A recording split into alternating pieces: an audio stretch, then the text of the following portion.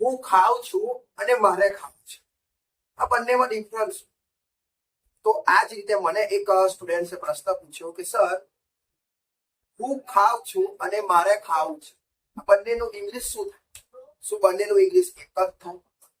તો તમને હું જવાબ આપું તમને કે હું ખાઉં છું એની અંદર હું એક ક્રિયા કરું છું ખાવાની, તો એનું ઇંગ્લિશ થશે આઈ ઈટ.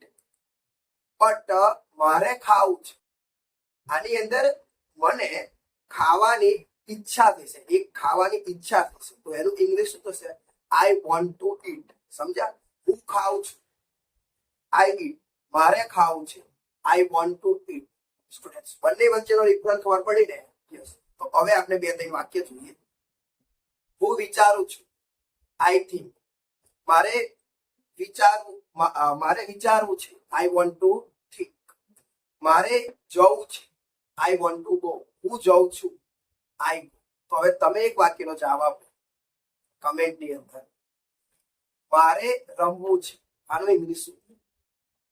જો તમે આ જ રીતે ઇંગ્લિશ શીખવા માંગતા હોય તો પ્લીઝ વિડોટ ક્લાસીસ ચેનલને તમે સબસ્ક્રાઇબ કરો.